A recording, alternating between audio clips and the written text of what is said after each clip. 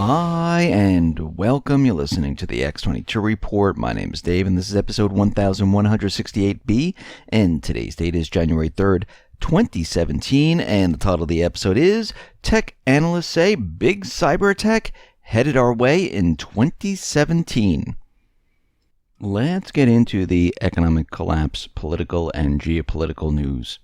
We see Trump is out there and he is looking at Obamacare, which is the Affordable Care Act, and he is tweeting out once again. He's not using the corporate media. He's just coming out there telling people exactly what is going on, and he's saying that Obamacare just doesn't work. It is not affordable. Now, we've looked at the rising premiums, the tax penalties, the benefits to the people. We've been looking at this for many reports going back many years, and we can see right now that this system does not work because we see a lot of the premiums have gone up anywhere between 25% all the way up to 145%.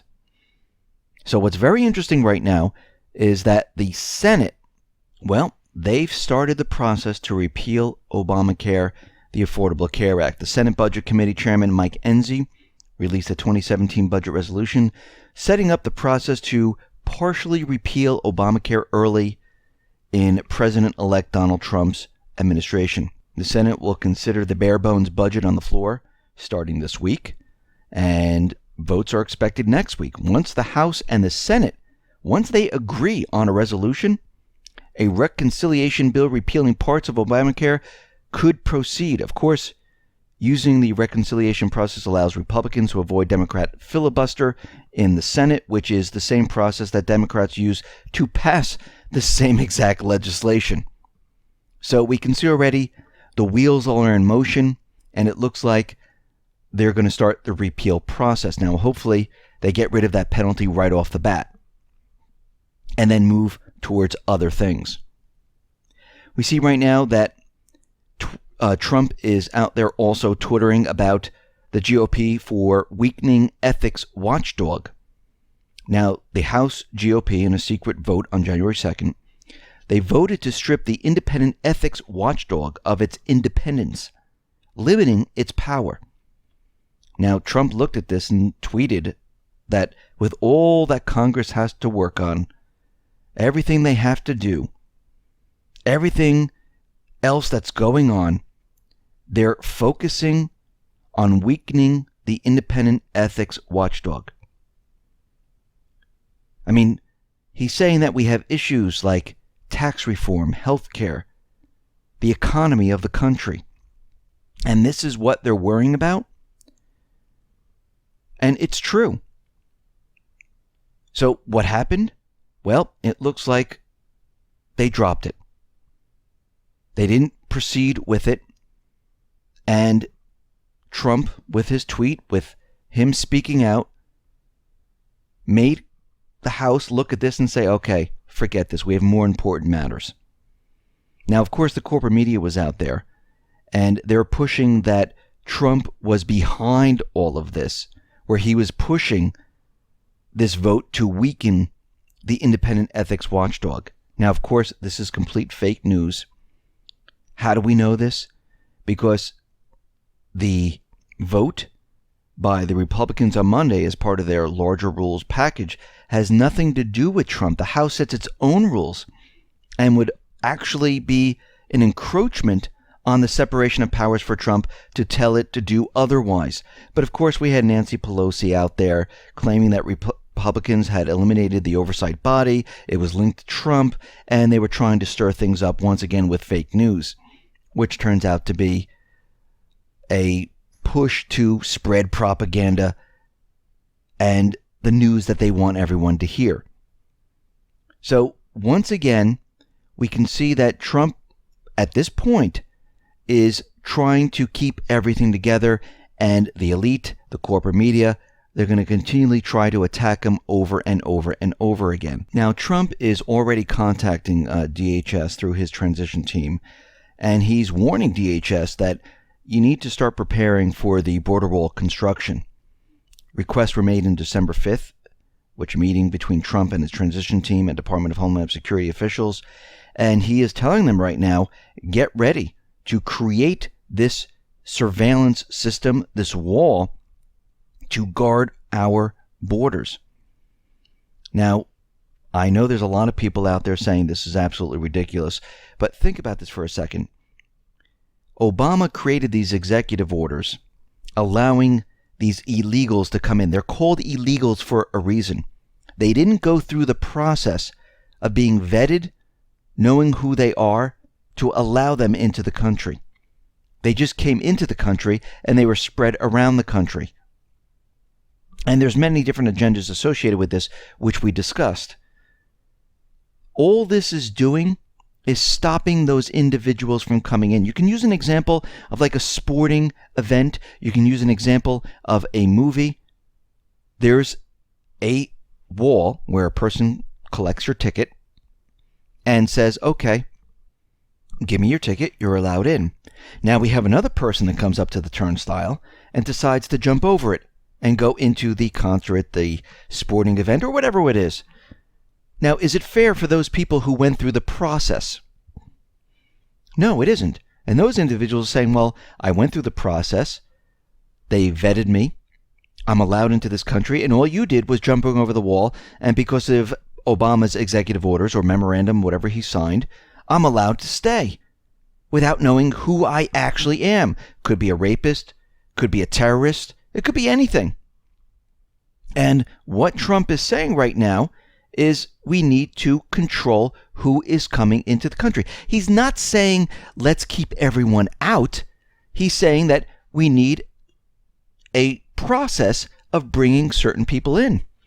I mean, when people were coming to this country through Ellis Island, people would stop there first and they would do a check. Who are you? What are you? What are you doing? It's the same thing. And we can see right now that Obama was doing this for many different agendas.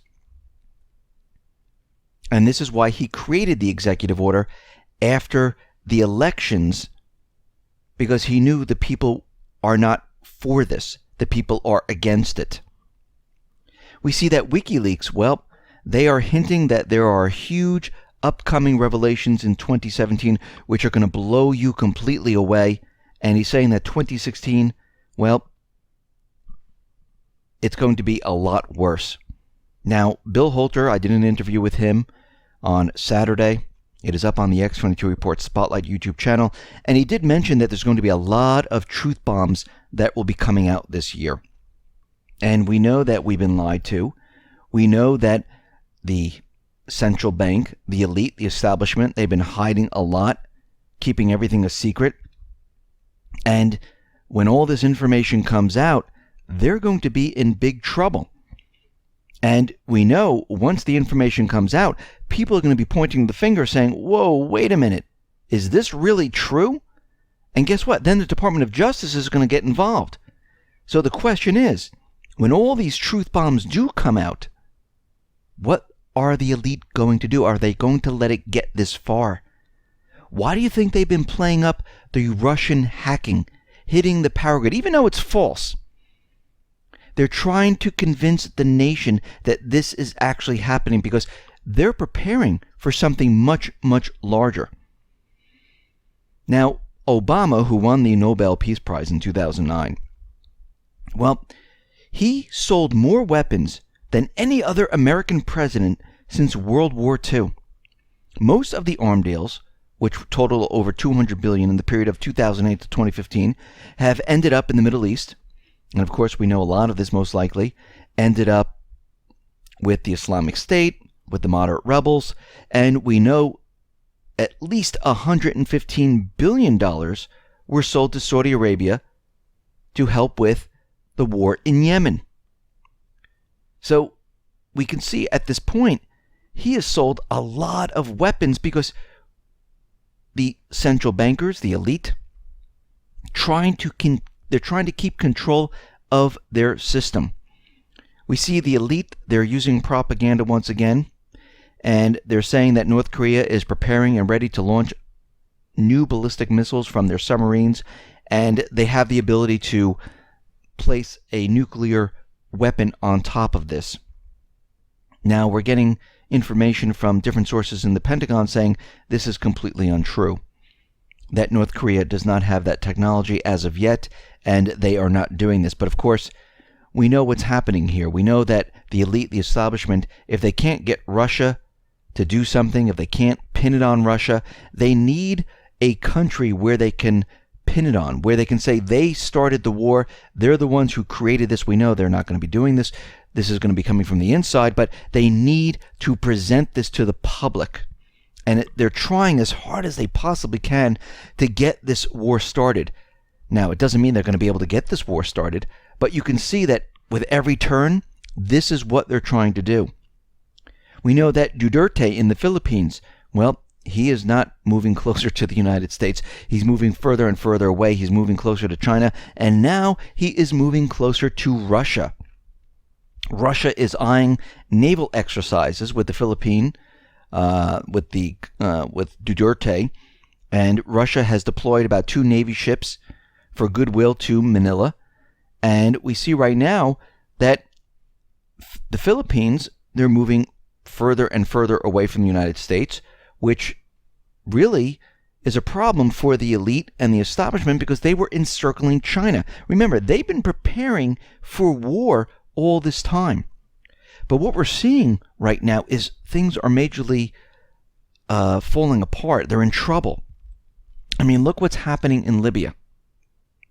We see that the Libyan government of national accord, this is the UN-backed Libya government, well, Musa al-Koni, he announced his resignation after 2 ministers also resigned from this UN-backed government.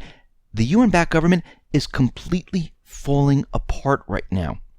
And we see General Haftar, well, he's looking to Russia right now to help him out. Putin has said, listen, we're going to lift the UN arms embargo for you so you can get weapons and you can take control back of your country. And Putin is behind this. He is helping Libya just like he helped Assad in Syria. And everything the United States tried to do, it is falling apart. And like I said, when all of this falls apart in all of these countries, this is when the petrodollar completely disintegrates. And all those reserves of all those dollars floating around in all these different countries, they come rushing back to the United States. And that's when we see inflation. That's when the system falls apart. We know the United States out in Iraq, they've been saying that the Iraqi military, they're having problems. They really don't know what they're doing. And then we get reports that this is a complete lie once again. So far, the Iraqi forces, they've retaken 60% of East Mosul right now. And everything the U.S. is trying to convince us of, that they don't have the ability to do this, they don't have the wherewithal, they're running from the attacks, it's all completely false once again. Now out in Turkey, we can see that Erdogan, he is a dictator. He's trying to keep his power. After this false flag attack, he is extending the state of emergency even further. And we see right now, he wants to keep his power. Even though he's siding with Russia, he doesn't want to lose his power. He wants to stay in power. This is what dictators do. We see out in Syria, we know that 5 million people right now, well, they are thirsty because what is happening is the water system is blocked in Damascus. It's blocked in Aleppo. And what we come to find out is that the white helmets are actually behind all of this. Now, the white helmets, they are paid by the UK and the United States. They're funded by these two countries. And the reason we figured out that they're involved in this is because they're the ones who are controlling the water and the region of where all this is happening, because they released a memo which says we will give permission, for individuals to come in and help with the water problems. And it is the civil defense, the white helmets, their logo on this. So they're the ones who are actually controlling the situation, who've created this problem. And of course, we know that the United States government central bankers, they're going to be doing whatever they possibly can to reach their goal. They haven't given up at all. And what's very interesting, once again, is that all the ships are coming back to the U.S. Now, many people are saying, well, this is because peace is coming. I believe that he's recalling all these ships. It reminds me of Pearl Harbor, and someone actually wrote into me saying that this does remind him of Pearl Harbor, where all the ships are going to be coming back to port and leaving everything wide open. And it looks like Obama right now might be setting up Trump. I shouldn't even say might. It looks like he is. We see the Syrian rebels right now. Well, they don't want to participate in the upcoming peace talks. Really not a surprise. And they're citing that the ongoing military attacks on the Nusra Front is unacceptable. Now, Nusra Front, they are considered a terrorist group in the UN. They're saying that they've been renamed to Al-Sham, so they're not a terrorist group, but they're still a terrorist group. It doesn't matter what name you take on, you're still part of the same group. And the United States government central bankers, they tried to use this trick by renaming it, saying, see, they're not on the list right now, so they're not a terrorist group.